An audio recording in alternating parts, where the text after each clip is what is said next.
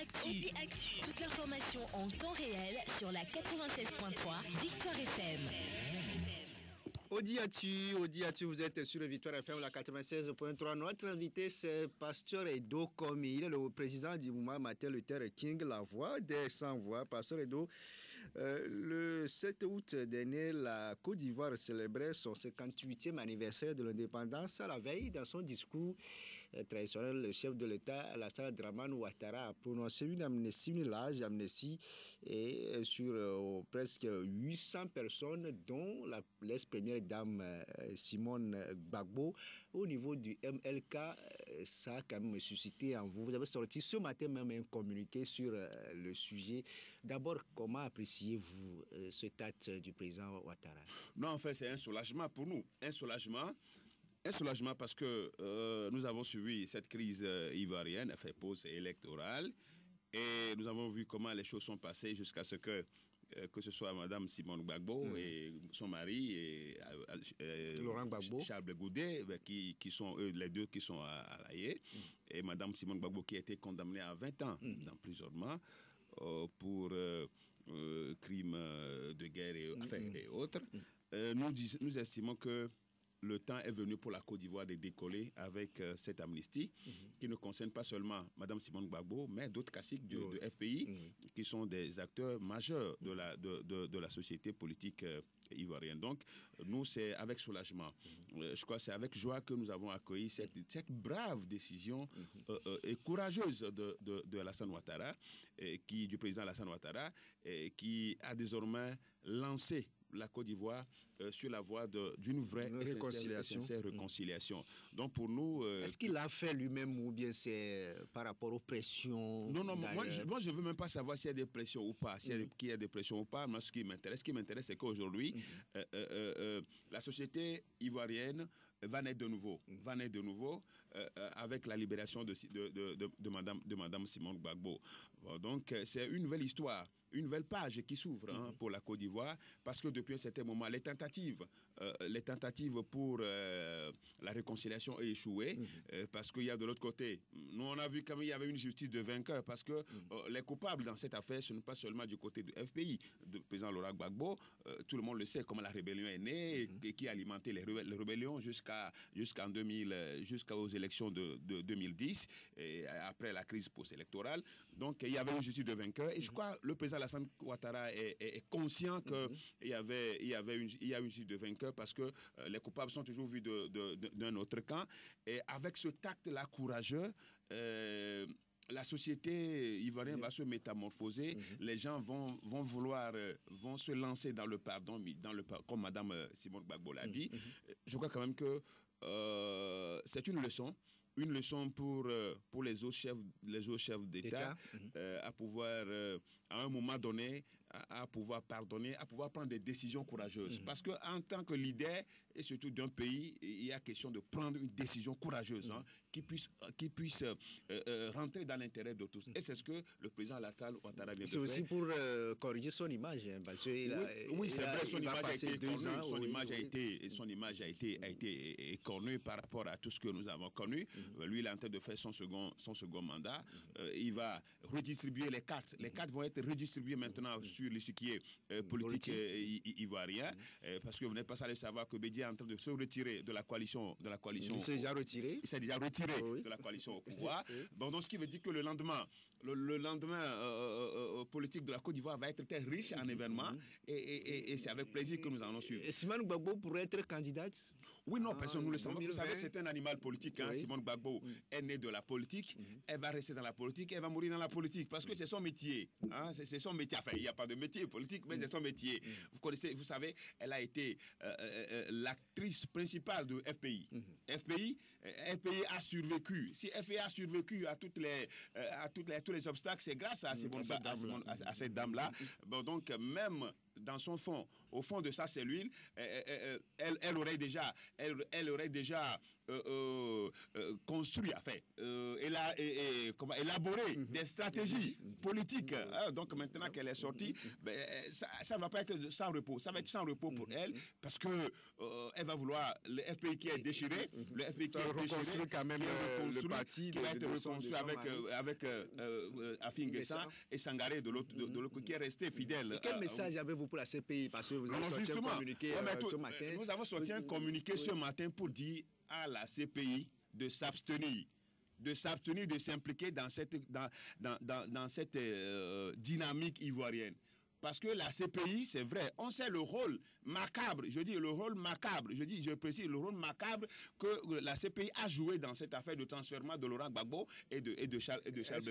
Ce n'est pas sur l'ordonnance de l'État ivoirien. On va quand même permettre à ceux qui nous écoutent de réagir le 22 21 80 80, le 92 02 80 63 pour intervenir dans cette émission avec notre invité, Pasteur Edo Komi, président du mouvement Martin Luther King, la voix des sans-voix. Les deux numéros 22 21 80 99, le 92 02 et 80 63. Auditeur, bonjour. Allô? Allô? Allô, Raphaël, bonjour. Bonjour. Comment vous allez, Raphaël? Bonjour, ça va très bien. Allez-y. Je voudrais saluer M. Edo, le pasteur Edo. Oui, bonjour. C'est très bien ce qu'il est en train de faire. Depuis hier, je l'ai suivi au niveau de la chaîne New World. Ma question, votre agent, c'est à propos d'un accident sur la route. Bon, si au moins on établit les routes, si vous prenez la voie de Thierry à Lonquin, s'il y a un accident, c'est pour vous dire que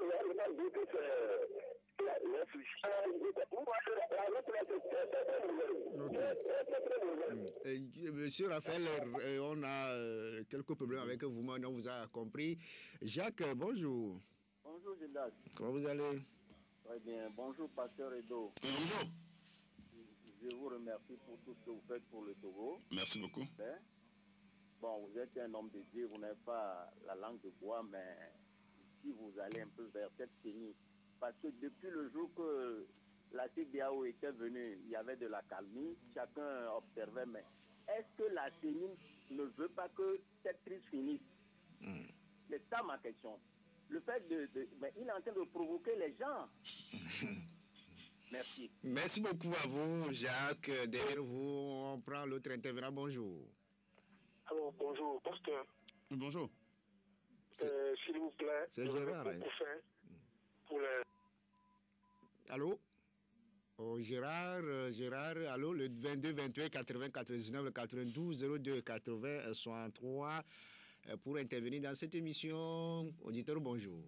Alors, bonjour. C'est Bozambo. Bozambo. Oui. Oui, on vous écoute, monsieur Bozambo. Bonjour, notre pasteur. Oui, bonjour, Bozambo. Ok. Vous voyez, nous sommes tous des Togolais. On voit dire que nous avons des peuples derrière nous. L'opposition dit que nous avons des peuples derrière nous. Donc la CENI là, on doit casser et mettre les prêtres. Les vrais prêtres, hein. Ce n'est pas les prêtres qui prennent de l'huile pour verser sur les photos de quelques certaines. Les vrais prêtres qui veulent délibérer le Togo. Et tout le monde se... Ah, Bozambo qui est reparti. On prend le dernier et puis on va permettre à notre invité de répondre. Bonjour. Félicitations à Pasteur Edo Komi. Et à qui est l'honneur? Oui, s'il vous plaît, c'est votre ami Elom depuis Sabado. Elom, allez-y. Ma voix est un peu cassée, mais ça va. Oui. J'aimerais demander à Pasteur Edo Komi s'il a oublié la terre IDH. Merci. Ok, merci beaucoup à vous. Elom, Pasteur Edo, vous avez quand même écouté ces citoyens. Aujourd'hui, pour Raphaël, bon, on a parlé de cas d'accident sur nos routes, mais il prend le cas de la route Thiévier-Ngotien, l'état de la route même. Est-ce que vous avez eu quand même une fois pratiquer cette route? Oui, bien sûr. Oui, bien sûr. Oui, bien sûr. L'état là, la route là, l'état est toujours défectueux. quand vous prenez, c'est vrai tout dernièrement, il y avait eu même deux remorques, deux gros véhicules qui ont tué un enfant là, et ça a été vraiment horrible.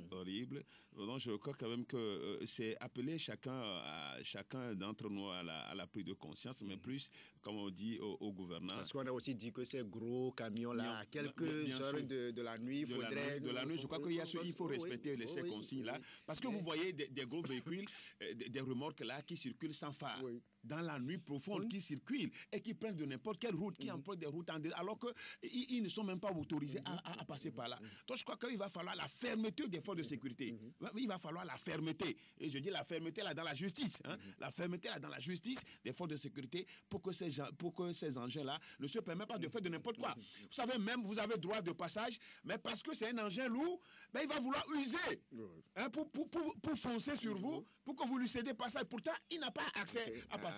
Vous voyez. Donc, et quand vous fouillez, les véhicules là ne portent pas mon nom. Vous comprenez? Les véhicules là ne portent pas mon nom. Oui. Mais par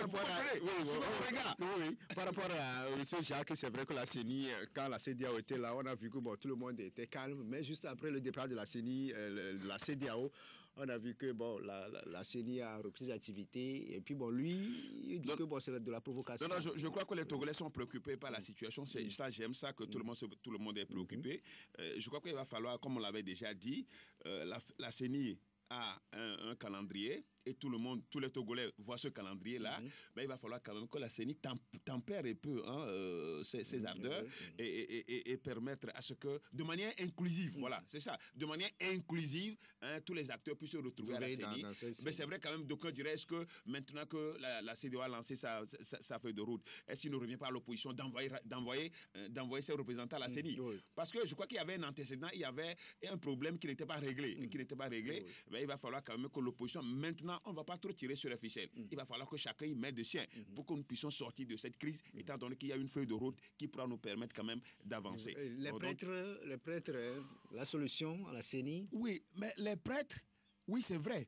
Mais les prêtres, à certains moments, ont échoué, n'ont pas donné de meilleurs exemples. Abbé Malou Malou vous vous rappelez, Abbé Malou Malou de RDC, qui a été président de la CENI. Ça n'a pas été des résultats proclamés. Vous savez, suivez encore mon regard. Vous avez vu les résultats proclamés qui a fait que le RDC est plongé dans ce... Donc, oui, je veux bien que les prêtres jouent ce rôle. Que le Seigneur, mais bon, on verra quand même. C'est une proposition. Oui, pour l'homme, c'est vrai. L'affaire de IDH pour lui, juste un mot, ce n'est pas le sujet, mais l'affaire de IDH, c'est une affaire sociale. Vous savez que les Togolais, beaucoup de Togolais ont mis leur argent dans cette affaire, qui est tombée à l'eau depuis un certain moment. Personne ne dit rien, les gens souffrent. On ne dit rien aux gens, aux épargnants. C'est grave. Nous avons déjà eu une liste des personnes avec nous. Nous essayons d'échanger avec les acteurs, parce que les acteurs qui sont concernés, et nous ne tarderons pas à organiser prochainement une conférence de presse sur le sujet pour il y a aussi Christitès pour toute fin utile. Donc on tiendra à informer tous les concernés pour voir exactement ce qu'il y a lieu de faire. Oui, dernier sujet, Pasteur Dokomi, avant de remettre l'antenne, Kabila ne sera pas candidat.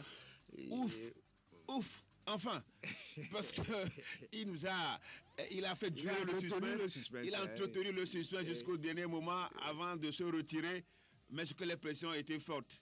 Mais c'est un exemple pour la région là, des Grands Lacs où sévissent encore les grandes dictatures. Les grandes dictatures africaines encore élu leur domicile dans la région des Grands Lacs. Paul Biya, comment on l'appelle, le président congolais, Denis Sassou Nguesso, Nguema de Guinée équatoriale.